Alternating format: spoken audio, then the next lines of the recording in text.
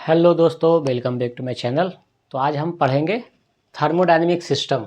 Thermodynamics हमने start किया था, उसमें से थर्मोडायनेमिक्स इक्विलिब्रियम क्या होता है, प्रोसेस क्या होता है, साइकिल क्या होता है, वो हमने जाना था। अब हम जानेंगे कि थर्मोडायनेमिक सिस्टम क्या होता है, किसको हम बोलेंगे कि वो थर्मोडायनेमिक सिस्टम है। सपोज थर्मोडायनेमिक सिस्टम मान सकते हैं या कह सकते हैं कि कोई ऐसा रीजन्स, कोई ऐसा स्पेस जहाँ पे हीट का कन्वर्जन हो रहा हो या हीट एंड मास का कोई प्रोसेस चल रहा हो, उसको हम बोलेंगे थर्मोडायनेमिक सिस्टम। जैसे मान लेते हैं ये एक सिस्टम है, ये क्या है अपना, इसको हम बोल दिए सिस्टम। अब कोई भी थर्मोडायनेमिक सिस्टम में क्या होता है, हमारा एनर्जी का कन्वर्जन होता है। या तो हम एनर्जी उसको सप्लाई दे रहे होते हैं, वो एनर्जी को किसी यूजफुल वर्क में कन्वर्ट कर रहा हो, जैसे फ्यूल हो सकता है, मास हो सकता है। तो एक मास का, या बोल सकते हैं एनर्जी और मास का कोई कन्वर्जन। तो यहाँ हम लिखेंगे एनर्जी प्लस मास। ये क्या है, हमारे सिस्टम का एक मैटर से, एक कंपोनेंट है जो हमारे थर्मोडायनेमिक सिस्टम में वो प्रोसेस, थर्मोडायनेमिक्स प्रोसेस को चला रहा है, जिससे हमें किसी भी इंजन्स को या तो हमें एनर्जी देनी हो या उसे हमें वर्क, उससे हमें जो भी वर्क या आउटपुट चाहिए, तो हमें एक सिस्टम के अंदर थर्मोडायनेमिक्स प्रोसेस करवाना होगा। तो ये हमारा सिस्टम है, उसमें क्या है, एनर्जी और मास का कन्वर्जन हो रहा है। ये जो है, जो हमने ये बाउंड्री लेयर बनाया है, उसको हम बोलेंगे बाउंड्री। ये हो गया हमारा बाउंड्री, जो ये थर्मोडायनेमिक सिस्टम को सेपरेट कर रहा है। और ये जो बाहर का हिस्सा है, ये तो बाउंड्री हो गया, और ये अंदर का हिस्सा जो है वो सिस्टम हो गया। अब ये क्या है, ये है सराउंडिंग्स। तो थर्मोडायनेमिक सिस्टम को हम ऐसे एक्सप्लेन कर सकते हैं कि thermodynamic system is a region और space inside of the thermodynamic system to energy conversion. या बोल सकते हैं कि जो भी एक थर्मोडायनेमिक साइकिल चल रहा है जिस सिस्टम के अंदर, उसको हम बोलेंगे थर्मोडायनेमिक सिस्टम। तो थर्मोडायनेमिक सिस्टम आपको समझ में आया होगा कि थर्मोडायनेमिक सिस्टम क्या है, जिसके अंदर थर्मोडायनेमिक प्रोसेस चलता है, एनर्जी का कन्वर्जन हो रहा है किसी भी मशीन, किसी भी ऑब्जेक्ट्स के अंदर, जिससे हमें एनर्जी कन्वर्जन के थ्रू या तो हमें वर्क मिल रहा है या यूजफुल एनर्जी में वो कन्वर्ट कर रहा है, या फ्यूल एनर्जी को, या मान लेते हैं कि पेट्रोलियम है या आईसी इंजन से, वो एक थर्मोडायनेमिक सिस्टम है। उसके अंदर हमने एयर फ्यूल का मिक्सचर डाला, एयर फ्यूल मिक्सचर बर्न हुआ, उसके बाद हमें क्या हुआ, इंजन को पावर मिला। तो वो जो एनर्जी का कन्वर्जन है वो एक थर्मोडायनेमिक सिस्टम के अंदर होता है। थर्मोडायनेमिक सिस्टम ये है, उसके बाहर का जो सेपरेटेड एरिया जिस लाइन से हम कर रहे हैं उसको बाउंड्री बोलेंगे, और जो बाउंड्री के बाहर का एरिया है उसे सराउंडिंग बोलेंगे। जस्ट लाइक ये बोतल है, इसके अंदर जो वाटर है उसको हम बोल सकते हैं कि ये एक मेटर्स है, या बोल सकते हैं कि ये फ्यूल है। और ये जो बोतल है वो एक थर्मोडायनेमिक सिस्टम है, आउटसाइड जो है वो सराउंडिंग है, इनसाइड जो है वो सिस्टम है। और ये जो बोतल का जो स्पेस है, या जो बोल सकते हैं जिस लेयर से ये अंदर सेपरेट कर रहा है सराउंडिंग और सिस्टम को, उसको हम थर्मोडायनेमिक्स बाउंड्री बोल देंगे। अब इसके अंदर क्या है, ये जो सिस्टम है हमारा, इसके अंदर क्या हो रहा है, एनर्जी कन्वर्जन हो रहा है। तो एनर्जी मतलब हीट, तो वो हो सकता है क्यू। क्यू क्या होता है, अगर वो कांस्टेंट प्रेशर है या कांस्टेंट वॉल्यूम है तो M C P upon del T, del T बोल सकते हैं उसको, जो टेम्परेचर डिफरेंस होगा हमारा सिस्टम का। तो M C P upon del T. तो ये हमारा क्या हीट है, क्या उसका माइनस प्लस हो रहा है। अगर हमारा सिस्टम कांस्टेंट प्रेशर पे काम कर रहा है तो m जो हो जाएगा, ये मास हो गया, ये कांस्टेंट प्रेशर हो गया। ये टेम्परेचर डिफरेंस जो होता है वो क्या होता है, डेल टी होता है, T2 माइनस T1। मतलब जो टेम्परेचर डिफरेंस होगा, जो ज़्यादा टेम्परेचर होगा उसमें से माइनस होगा, और जो T2 माइनस T1 होगा जो हमारा निकलेगा वो समझ लेते हैं वर्क है, और जो माइनस हुआ वो लॉसेस में गया। तो आई होप कि आपको ये थर्मोडायनेमिक सिस्टम समझ में आया होगा। अब इसको क्या है, अपन ऐसे लिख सकते हैं कि थर्मोडायनेमिक सिस्टम है क्या, उसको एक्सप्लेन करेंगे, और वो है कैसा होता है उसको एक बार हम ऐसा डायग्राम बना करके सिंपल समझा सकते हैं एग्जाम्स में। तो थैंक यू सो मच। इसके बाद हम जानेंगे कि थर्मोडायनेमिक सिस्टम कितने टाइप्स के होते हैं।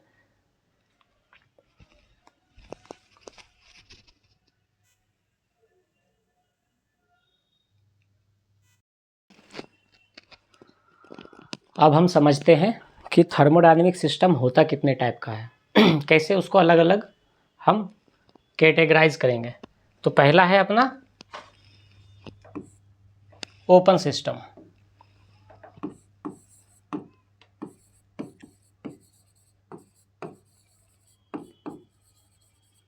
ओपन सिस्टम में क्या होगा? ओपन सिस्टम में जैसे ये बॉटल है, जैसे हमने आपके लास्ट एग्जांपल में बताया था थर्मोडायनेमिक सिस्टम का, ये बॉटल है। अब ये क्या है? ओपन सिस्टम है। हमने इसको ढक्कन खोल दिया तो ये ओपन हो गया। अब इसमें जो हीट है या मास है जो भी है, उसको जब हम कुछ देर के लिए सराउंडिंग में एटमॉस्फेयर में छोड़ेंगे तो क्या होगा? उसमें से हीट भी एटमॉस्फेयर में चला जाएगा सराउंडिंग्स में, और कुछ मास भी ट्रांसफ़र होगा। जैसे हम कोई कप ऑफ टी का एग्जांपल्स ले लेते हैं कि सपोज अगर कोई हमें चाय दे, हम उसे कुछ देर के लिए ला करके रखते हैं तो क्या होता है? चाय धीरे धीरे एक टाइम के बाद ठंडा हो जाता है, और ठंडा होने के बाद क्या होता है? वो तो समझ में आ गया कि उसकी हीट जो है एटमॉस्फेयर में चला गया, क्योंकि वो ढका हुआ नहीं था, क्लोज नहीं था, ओपन था, सराउंडिंग में रखा हुआ था। और कुछ टाइम के बाद जब वो ठंडा जैसे जैसे होता है, उसके मेटर्स या उसका क्वांटिटी जो है चाय का मास, वो भी एटमॉस्फेयर में ट्रांसफ़र हो जाता है। इसीलिए जो गर्म चाय आता है तो उसमें से जो क्वांटिटी होती है चाय की, ठंडा होने के बाद थोड़ा सा कम हो जाता है, क्योंकि वो क्या है? वेपर फॉर्म में उसके हीट के साथ में मास भी ट्रांसफ़र हो रहा है। तो इसमें क्या होगा? इसमें heat and mass both transfer with, कह सकते हैं सराउंडिंग में जाएगा, सराउंडिंग में गया।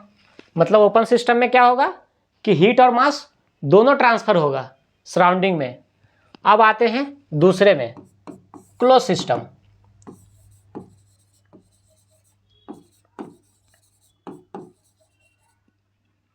क्लोज सिस्टम में क्या होगा? इसमें जब हम इस बोतल का ढक्कन लगा देते हैं, ये वो चाय का जो कप है, जो गर्म चाय का कप आया है हमारे लिए, उस पर हमने ऊपर से प्लेट रख दिया तो वो क्या हो गया? क्लोज हो गया। अब प्लेट रखने के बाद वो सिस्टम से हीट तो ट्रांसफ़र हो जाएगी, क्योंकि हीट क्या है? वो ट्रांसफ़र हो जाएगा। क्योंकि अगर हम किसी चीज़ को ढक के भी रखें तो अगर इसमें हमने बोतल में हॉट वाटर या हॉट कॉफ़ी हमने इसमें डाल दे और इसकी ढक्कन बंद कर दे, तो कुछ टाइम के बाद, कुछ समय के बाद क्या होगा? हीट क्या होगा? हीट ट्रांसफ़र हो जाएगा एटमॉस्फेयर में टू सराउंडिंग।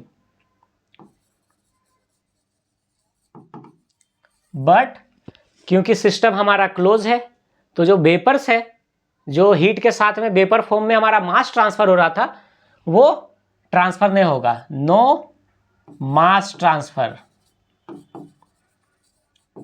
क्या होगा? Only for heat transfer. Only क्या होगा? हीट ट्रांसफर होगा, मास ट्रांसफर नहीं होगा क्लोज सिस्टम में। ओपन सिस्टम में क्या था? मास और हीट दोनों ट्रांसफर हो रहा था एटमॉस्फेयर में। क्लोज सिस्टम में सिर्फ हीट ट्रांसफर होगा, मास ट्रांसफर नहीं होगा। अब आते हैं तीसरा। तीसरा क्या है अपना? Insulated system. इंसुलेटेड सिस्टम हम किसको कहेंगे? जैसे हम लोग जो थर्मस देखते हैं, जिसमें हम हॉट कॉफ़ी या कोल्ड वाटर या कुछ भी जैसा जिस टेम्परेचर पे हम रखते हैं, वो उसी टेम्परेचर पे लंबे समय तक रहता है। जो बोटल्स यूज़ करते हैं हम लोग मिल्टन्स का, या जो हम घर में हॉट पॉट यूज़ करते हैं, जिसमें हम अगर गर्म रखें तो गर्म ही रहता है काफ़ी समय तक, और ठंडा रखें तो ठंडा ही रहता है। मतलब कोई ऐसा सिस्टम जिसमें ना तो not heat transfer and nor we mass. जैसे बोलते हैं ना फर्स्ट लॉ ऑफ थर्मोडायनेमिक्स में, energy can not be created not be destroy, only change one form to another form. तो वैसे है ये कि इंसुलेटेड सिस्टम में क्या होगा? Energy not be transfer and nor be mass transfer, मतलब दोनों में से कोई ट्रांसफर नहीं होगा। इसीलिए उसको हम बोलते हैं इंसुलेटेड सिस्टम। क्योंकि हम जब वो थर्मस या जिस बोतल का एग्जांपल दे रहा हूँ जिसमें इंसुलेटेड होता है, जो हम हॉटपॉट यूज़ करते हैं घर में गर्म खाने को रखने के लिए या ठंडी चीज़ों को रखने के लिए, और काफ़ी समय तक वो ठंडा ही रहता है, क्योंकि ना तो उसका एटमॉस्फेयर में हीट जा पा रहा है ना मास। तो क्या है? वो लंबे समय तक इंसुलेटेड सिस्टम है, इसीलिए उसमें ना तो हीट ट्रांसफर हो रही है ना मास ट्रांसफर हो रहा है। तो वो क्या होगा? जैसा रखेंगे वैसा ही रहेगा। पर एक नोट में ऐसा लिख सकते हैं कि कोई दुनिया में ऐसा इंसुलेटेड सिस्टम नहीं डिजाइन किया जा सकता या बनाया नहीं जा सकता जो परमानेंट एनर्जी को रोक के रख सके। मास को तो हम रोक के रख सकते हैं, बोतल है या कोई भी चीज़ है उसमें हम जो भी क्वांटिटी या जो भी लिक्विड है जो भी है उसको हम क्लोज करके रख देंगे तो मास जितना रहेगा मास ट्रांसफर नहीं होगा। पर हीट को हम लंबे समय तक इंसुलेटेड सिस्टम ही क्यों ना हो, हम उसे स्टोर करके नहीं रख सकते। हीट क्या है, एक टाइम के बाद धीरे धीरे एटमॉस्फेयर में जाएगा ही जाएगा। तो क्या होता है, हमारा सिस्टम कितना है, जो थर्मोडायनेमिक सिस्टम है वो 3 टाइप का है। पहला है ओपन सिस्टम जिसमें मास और हीट दोनों ट्रांसफर होगा एटमॉस्फेयर में। दूसरा है क्लोज सिस्टम जिसमें सिर्फ हीट ट्रांसफर होगा एटमॉस्फेयर में, मास ट्रांसफर नहीं होगा क्योंकि वो क्लोज सिस्टम है। और तीसरा है अपना इंसुलेटेड सिस्टम जिसमें ना तो हीट ट्रांसफर होगी ना तो मास ट्रांसफर होगा। तो आई होप कि आपको यह समझ में आया होगा कि सिस्टम क्या होता है और सिस्टम कितने टाइप्स के होते हैं। तो सिस्टम क्या है, जिसमें हमारा हीट का, एनर्जी का कन्वर्जन होता है जिस स्पेस जिस रीजन्स में जो सिस्टम कहलाता है उसी को बोलते हैं थर्मोडायनेमिक सिस्टम। जिसमें हीट का कन्वर्जन हो रहा है, हीट चेंज हो रहा है या फॉर्म चेंज हो रहा है या उसका हीट को हम कोई वर्क में कन्वर्ट कर रहे हैं, उसको बोलेंगे सिस्टम। सिस्टम 3 तरह का होता है। पहला है ओपन सिस्टम जिसमें मास और हीट दोनों ट्रांसफर होगा। क्लोज सिस्टम में सिर्फ मास ट्रांसफर नहीं होगा, हीट ट्रांसफर होगा ओनली, मास ट्रांसफर नहीं होगा। और इंसुलेटेड में क्या है, ना तो हीट ट्रांसफर होगी ना तो मास ट्रांसफर होगा। तो आई होप कि आपको ये समझ में आएगा थर्मोडायनेमिक सिस्टम क्या होता है, वो कितने टाइप्स के होते हैं।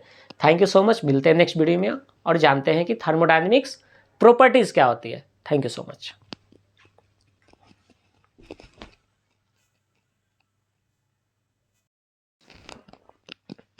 तो आप लोग जो है इसको नोट कर सकते हैं कि थर्मोडायनेमिक सिस्टम होता कैसा है और उसे हम कैसे दिखाएंगे एग्जाम्स में डायग्राम के थ्रू। अब इसमें क्या है, ये थर्मोडायनेमिक सिस्टम है, ओपन है, तो इसमें से मास भी ट्रांसफर हो रहा है और हीट भी ट्रांसफर हो रहा है। तो ये हो गया ओपन सिस्टम। अब इसने हमने इसको क्या किया, क्लोज कर दिया। तो इसमें क्या हो रहा है, सिर्फ हीट जो है ट्रांसफर होगा, मास ट्रांसफर नहीं होगा। अब ये आए इंसुलेटेड सिस्टम में, इसमें क्या है, इंसुलेटेड में कुछ भी ट्रांसफर नहीं हो रहा है क्योंकि ये बाउंड्री वॉल जो है अपना इंसुलेटेड है। तो सिस्टम का क्या है, ना तो मास ट्रांसफर होगी ना तो हीट ट्रांसफर होगा। तो आप इसको अच्छे से नोट कर ले, एग्जाम्स में अगर आता है तो इसी तरह से आपको डायग्राम बना करके लिखना है। Thank you.